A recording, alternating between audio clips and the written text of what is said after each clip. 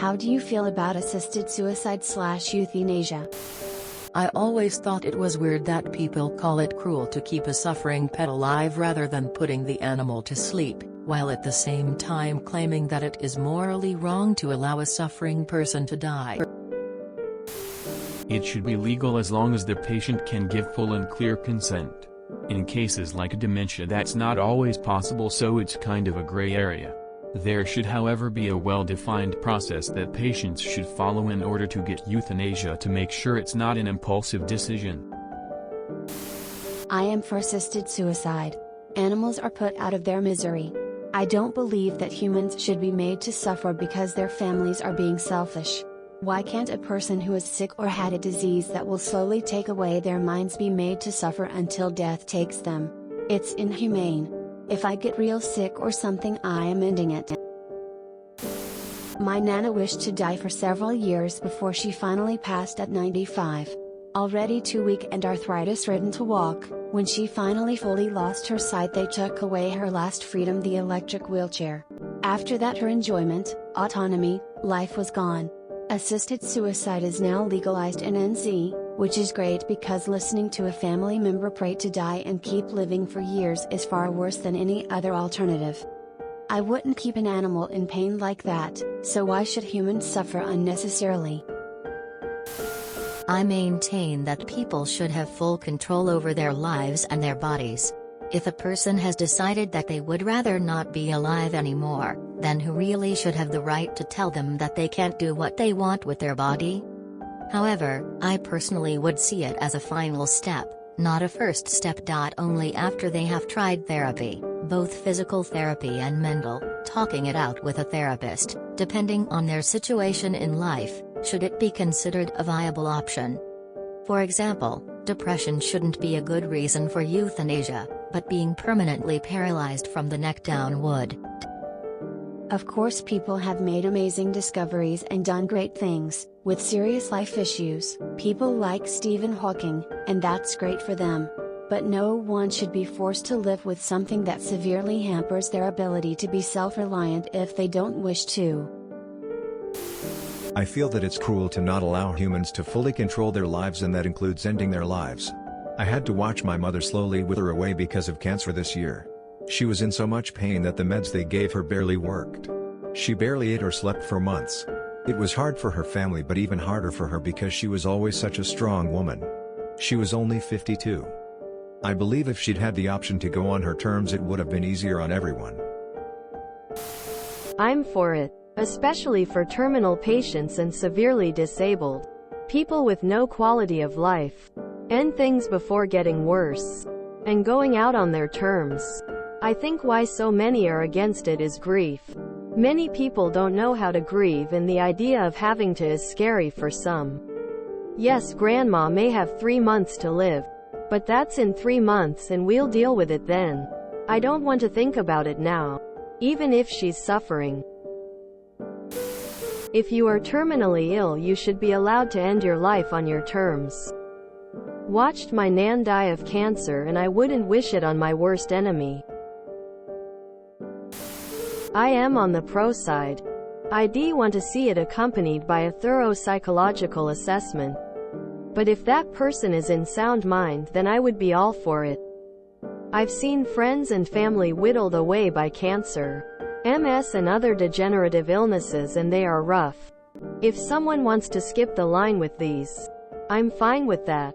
Similarly, if someone has had enough of life, and they are able to make that decision with sound judgment, not in crisis, no coercion, psych eval, and with a cool-off period, then as far as I'm concerned, it's their choice to make. Nobody should have the right to inflict life on someone. I'm also aware of bad actors. Think Harold Shipman. So I'd want to make sure the process has multiple people involved and is robustly auditable with clear records, assessments and testimonies. With those criteria, I don't have an issue with it and can only see it as a merciful way out. My uncle had euthanasia 2 weeks ago. It was his wish to get it. 2.5 weeks before his euthanasia, he got the diagnosis of untreatable pancreas cancer. He had lost 30 kilograms in a span of 1 week. The doctors estimated less than 1 year before death. After doing multiple tests, the diagnosis was reevaluated. They told him couple of weeks before death. Because he didn't want to suffer, he asked for assisted euthanasia. He wanted to be reminded as he was, not as the one suffering and dying a painful death in combination with his looks. He would have lost more weight until being unrecognizable. So in a span of 2.5 weeks and 2 doctors, he got what he and the family wanted. At least, he didn't suffer as much as he would have without it. Edit. I'm glad that even though we have a lot of rules in NL, it is still possible to get it if you are untreatable. The last words my mother said to me before dementia completely took over wasn't, "I love you," or anything similar. Because the onset was so rapid, she never really had time. No. Her last words as my mother were, "I want to die."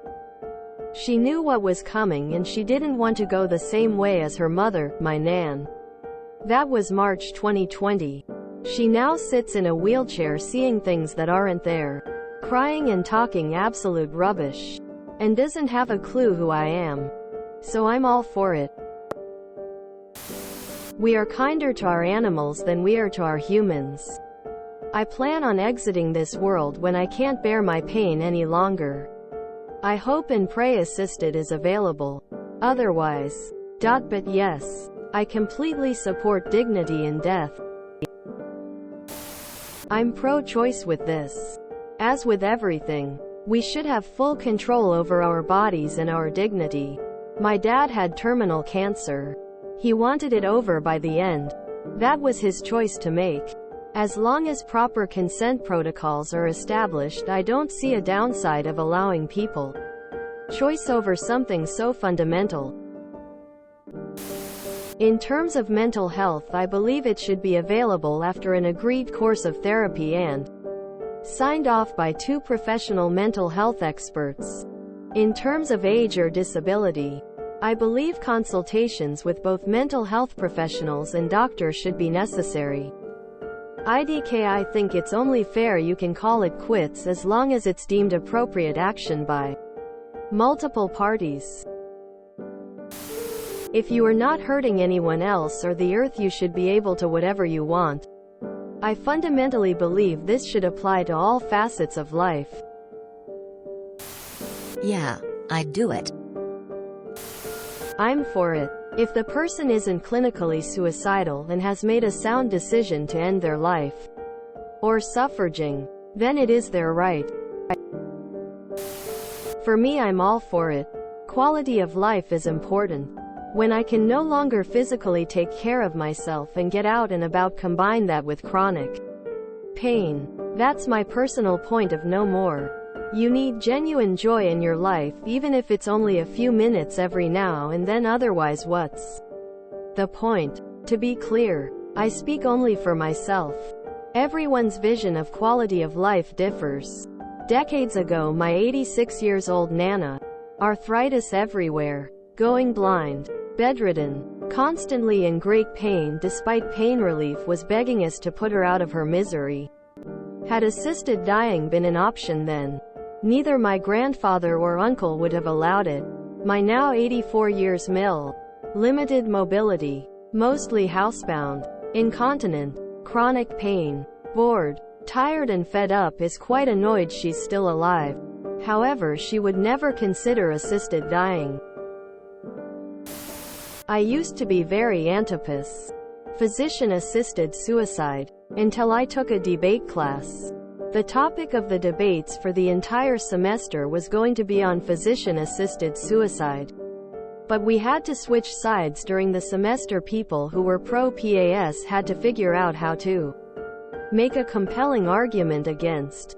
And for me, I had to figure out how to argue for PA. Debate isn't about who is right or wrong, it's about who can make the best argument and support that claim. What I ultimately learned, and what others have pointed out, is our bodies should be our own. I kept reading examples of people suffering from pain. People suffering from the medical bills even though the writing was on the wall. Families suffering because they knew their family member was going to die and having to see them in prolonged pain, mental suffering, etc. We allow people to drink. We allow people to smoke. We allow people to overeat. One could make the argument that these could be considered methods of suicide, as they inevitably mean early death. Depending on cadence, amount. Nothing is black and white. Everything is gray. To a certain extent. Just because I support PA doesn't mean I support all scenarios that fall under that umbrella. There are always going to be nuances. If I were you, or someone who may be conflicted, or doesn't understand why someone believes something, pretend you have to make an argument for that thing. From both sides. It will become more clear as to where you stand and exposes stuff you may not have considered before. I watched my dad waste away in horrible pain from a brain tumor. He had no quality of life. High on morphine that wasn't enough to get rid of the constant pain. Unable to speak or move but still aware of things. I would not wish that on anyone. If I have any regrets in my life, it's that I didn't end it for him myself. If you enjoyed this video, please check out our playlists full of similar content. TooAfraidToAsk is like doom scrolling for your ears. Please like, share, and subscribe.